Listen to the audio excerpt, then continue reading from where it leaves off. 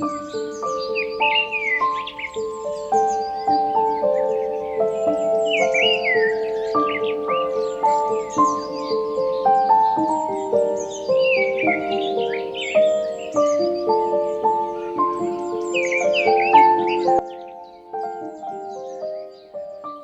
دور ایک گھنا جنگل تھا جہاں طرح طرح کے جانور خوشی خوشی رہتے تھے۔ وہاں ہر روز کوئی نہ کوئی نئی مہم جوئی ہوتی تھی۔ سب جانور آپس میں بہت اچھے دوست تھے اور ایک دوسرے کی مدد کرنے میں خوشی محسوس کرتے تھے۔ ایک دن جنگل میں بہت گرمی تھی اور سب جانور پیاس سے بے حال ہو رہے تھے۔ پرندے چہچہا رہے تھے، ہرن سائے میں بیٹھے ہانپ رہے تھے اور خرگوش اپنی لمبی لمبی کانپیں ہلا کر گرمی دور کرنے کی کوشش کر رہے تھے۔ اچانک ایک طوطے نے درخت کی ٹہنی پر بیٹھے بیٹھے اعلان کیا، میں نے ندی کے پار ایک جھیل دیکھی ہے جہاں بہت ٹھنڈا پانی ہے اور ہرے بھرے درختوں پر مزیدار پھل بھی لگے ہوئے ہیں۔ یہ سنتے ہی تمام جانور پرجوش ہو گئے۔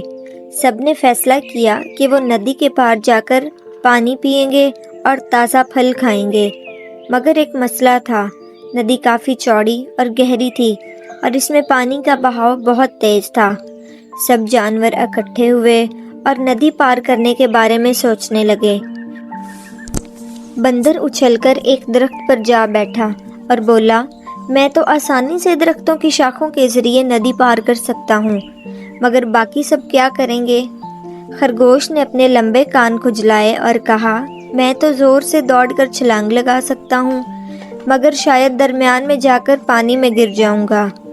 ہاتھی مسکرایا اور بولا، میرے لیے تو کوئی مسئلہ ہی نہیں، میں تو بس پانی میں چلتا ہوں اور پار کر سکتا ہوں۔ کچھوا بولا، میں پانی میں تیر سکتا ہوں، مگر میری رفتار بہت آہستہ ہے، اگر سب میرے ساتھ تیرنے لگے تو ہمیں زیادہ وقت لگ جائے گا۔ یہ سب باتیں سن کر چوہا جو سب سے چھوٹا تھا وہ بولا، ہم سب کو ایک ساتھ مل کر کوئی ایسا طریقہ نکالنا ہوگا جس سے سب جانور آسانی سے ندی پار کر سکیں۔ سب نے ہاتھی کی بات ماننے کا فیصلہ کیا۔ ہاتھی آگے بڑھا اور ندی میں اترا، مگر جیسے ہی وہ درمیان میں پہنچا، پانی کا بہاؤ اور تیز ہو گیا۔ چھوٹے جانور جو اس کے ساتھ چل رہے تھے ڈگمگانے لگے۔ خرگوش نے جلدی سے ایک لکڑی کا ٹکڑا پکڑ لیا تاکہ بہنے سے بچ سکے۔ بندر نے جلدی سے ایک درخت کی شاخ پکڑ کر جھولنا شروع کر دیا، جبکہ چوہا گھبرا کر کچھوے کی پیٹھ پر بیٹھ گیا۔ ہمیں کچھ اور کرنا ہوگا ورنہ سب بہہ جائیں گے۔ بندر نے درخت پر بیٹھے ہوئے طوطے کی طرف دیکھا اور کہا۔ طوطا جلدی سے بولا، ندی کے قریب ایک بہت بڑا درخت گرا ہوا ہے، اگر ہم سب اسے دھکا دیں تو وہ ندی میں پل کی طرح کام کرے گا۔ یہ آئیڈیا سب کو بہت پسند آیا۔ بندر اور ہاتھی نے مل کر درخت کو دھکیلنا شروع کیا۔ کچھ دیر کی محنت کے بعد وہ درخت ندی میں جا گرا اور ایک مضبوط پل بن گیا۔ اب سب جانور باری باری درخت کے پل پر چلتے ہوئے ندی پار کرنے لگے۔ خرگوش اور چوہا سب سے پہلے گئے، پھر ہرن، بھیڑ اور بندر۔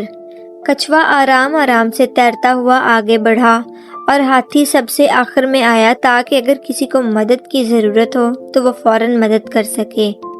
ندی کے پار پہنچ کر سب خوشی سے اچھلنے کودنے لگے۔ وہاں واقعی بہت ٹھنڈی جھیل تھی اور درخت مزیدار پھلوں سے بھرے ہوئے تھے۔ سب نے سیر ہو کر کھایا اور پانی پیا۔ ہاتھی نے مسکرا کر کہا، یہ سب ہماری دوستی اور ایک دوسرے کی مدد کرنے کی وجہ سے ممکن ہوا۔ اگر ہم سب مل کر کام کریں تو کوئی بھی مشکل ہمیں روک نہیں سکتی۔ سب جانور خوش ہو گئے اور انہوں نے فیصلہ کیا کہ وہ ہمیشہ ایک دوسرے کی مدد کریں گے، کیونکہ دوستی اور اتحاد میں ہی سب سے بڑی طاقت ہوتی ہے۔ اس دن کے بعد جنگل کے جانوروں میں اور زیادہ محبت اور بھروسہ پیدا ہو گیا۔